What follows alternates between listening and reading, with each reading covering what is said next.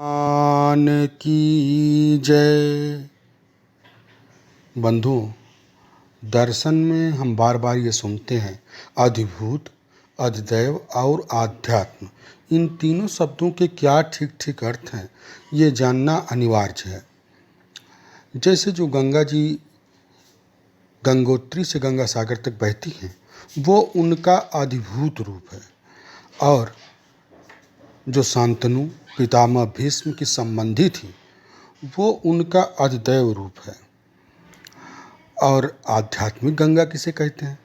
तो जो संतों के हृदय में भगवान के चरणारविंद है, क्योंकि गंगा जी का प्रारंभ तो भगवान के चरणारविंद ही है, तो संतों के हृदय में भगवान के चरणारविंद है, और वहाँ से जो ज्ञान का प्रसार होता है उसी को आध्यात्मिक गंगा कहते हैं।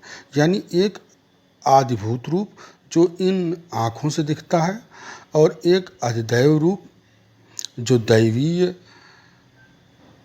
स्तर पर देखा गया है, और एक आध्यात्म जो सूक्ष्म ज्ञानात्मक अनुभव स्वरूप है।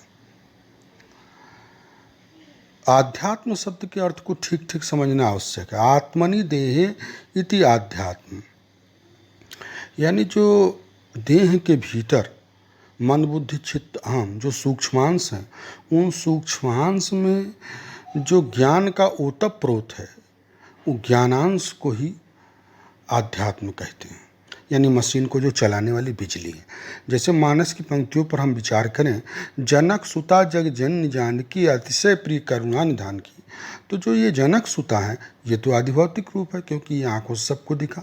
और जग जननी जानकी ये अधिदैव रूप है। और आध्यात्म रूप वो है कि जासु कृपा निर्मल मति पाऊँ। तो ये निर्मल मति जो है, ये जो श्री जानकी जी कृपा से प्राप्त हो रही है निर्मल मति, ये उनका आध्यात्मिक स्वरूप है।